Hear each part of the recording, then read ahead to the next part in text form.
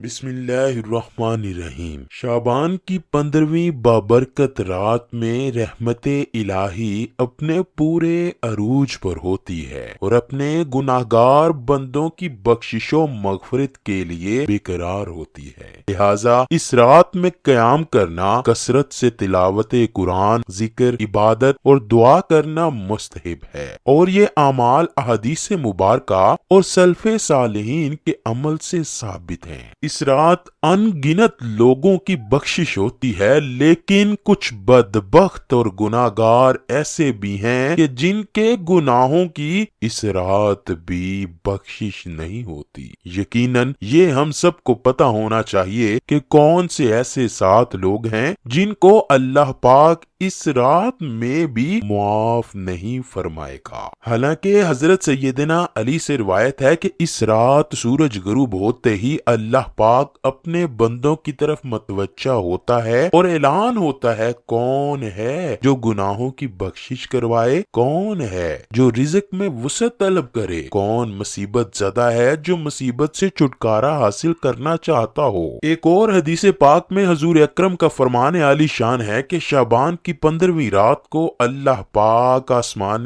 دنیا پر نزول فرماتا ہے اور قبیلہ بنی کلب کی بکریوں کے بالوں کی تعداد سے بھی زیادہ گنہگاروں کی بخشش فرماتا ہے۔ ناظرین گرامی، اس قدر اہم اور بابرکت رات میں بھی آخر کون سے ایسے 7 گناہ ہیں کہ جن کو کرنے والا کبھی بھی معافی حاصل نہ کر سکے گا؟ ایک دفعہ حضرت ام سلمہ نے رسول خدا سے دریافت کیا، اے اللہ کے نبی، شعبان کی 15ویں پر کیا ہوتا ہے؟ نبی اکرم صلی اللہ علیہ وآلہ وسلم نے جواب دیا، اے سلمہ، اس رات اللہ پاک پورے سال میں ہونے والے کام کے بارے دیکھتا ہے، کس کو پیدا کرنا ہے، کسے موت دینی ہے، کس کے ساتھ کیا کیا ہونا ہے۔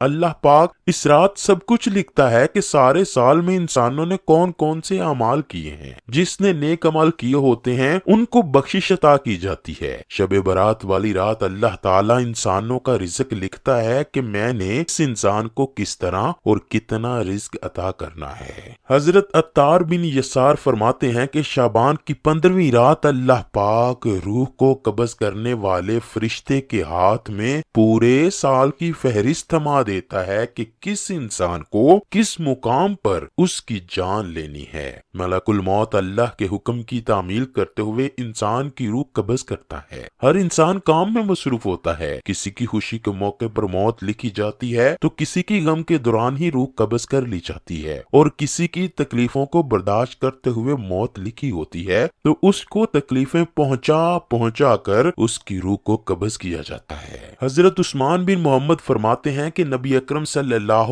علیہ وآلہ وسلم کا فرمان عالی شان ہے کہ اللہ پاک انسان کی عمریں ایک شب برات سے دوسری شب برات تک مقرر کرتا ہے۔ انسانوں کی شادیاں ہوتی ہیں، ان کے بچے ہوتے ہیں، انسان کے ذہن و خیال میں یہ بات نہیں ہوتی کہ اللہ پاک نے ان کا نام لکھ کر ملک الموت کے ہاتھ میں تھما دیا ہے۔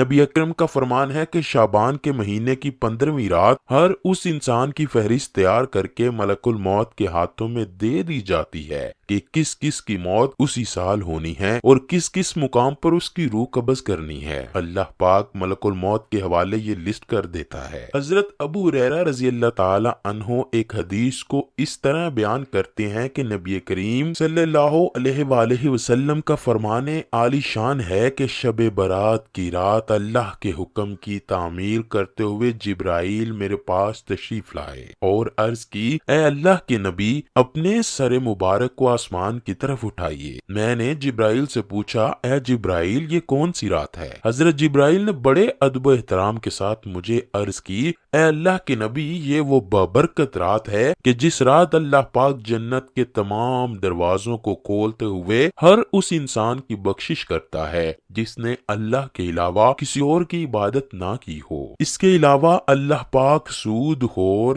شرابی، زانی کو اس وقت تک جنت میں داخل نہیں کرتا جب تک وہ اپنے گناہوں سے توبہ نہ کر لے۔ جب رات کا چوتھائی حصہ ختم ہو گیا تو جبرائیل پھر میرے پاس آئے اور فرمایا، اے اللہ کے نبی، اپنا सर انور اٹھائیے اور آسمان کی طرف دیکھیے۔ نبی اکرم نے فرمایا میں نے دیکھا کہ جنت کے سارے دروازے کھلے ہیں۔ جنت کے سارے دروازوں پر پہلے دروازے سے لے کر 5ویں دروازے تک ایک ایک فرشتہ کھڑا ہوا یہ بات کہہ رہا ہے، خوشی ہو اس انسان کے لیے جس نے اس رات اللہ کی بارگاہ میں سجدے کیے، رکوع کیا، دعا کی، اللہ کا ذکر کیا، اور جس انسان نے اللہ سے ڈرتے ہوئے اس رات کو اپنی آنکھوں سے ایک آنسو کا قطرہ گرایا، اس انسان کو اللہ نے معاف کر دیا، اس کے سارے گناہوں کو بخش دیا گیا۔ چھٹے آسمان پر جنت کے دروازے پر ایک فرشتہ کھڑا یہ بات کہہ رہا تھا کہ خوشی ہو ان انسانوں کے لیے جو دین اسلام پر پکا یقین رکھے۔ 7ویں آسمان پر ایک فرشتہ کھڑا یہ بات کہہ رہا تھا کہ کوئی دنیا و آخرت میں کسی انسان جس کے دل میں کوئی نیک تمنا ہو اس کی طلب کو پورا کیا جائے گا۔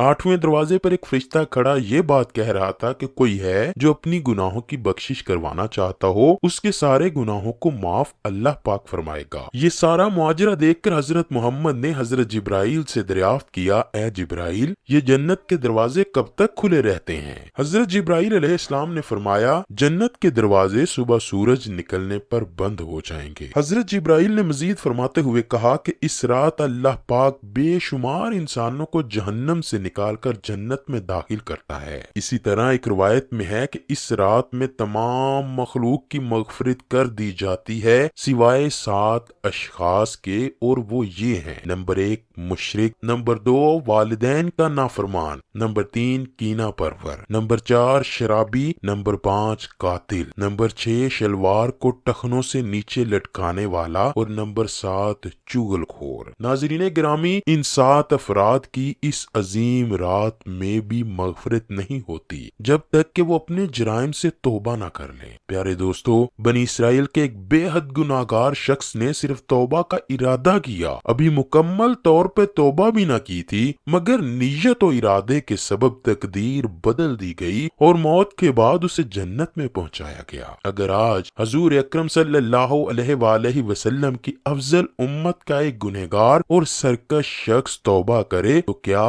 اس کی تقدیر نہیں بدلی جا سکتی؟ بالخصوص شب برات کا تو اور ہی افضل مقام ہے، جہاں حضور علیہ الصلوۃ والسلام کے ارشاد گرامی کی روح سے اپنے رب سے گناہوں کی معافی مانگنا اور آہوزاری کر کے اپنے رب سے آئندہ گناہوں سے سچی توبہ کرنا ہے۔ شب برات ہمیں اس عمل کی طرف دعوت دے رہی ہے کہ اس رات محاسبہ نفس، توبہ، تجدید عہد کے ذریعے دنیاوی و اخروی فلاح کا سامان تیار کیا جائے۔ اللہ سے دعا ہے کہ وہ ہمیں نیک اعمال کرنے، برائیوں سے دور رہنے، نبی مکرم اور ان کی پاک آل سے بے پناہ محبت عطا فرمائے۔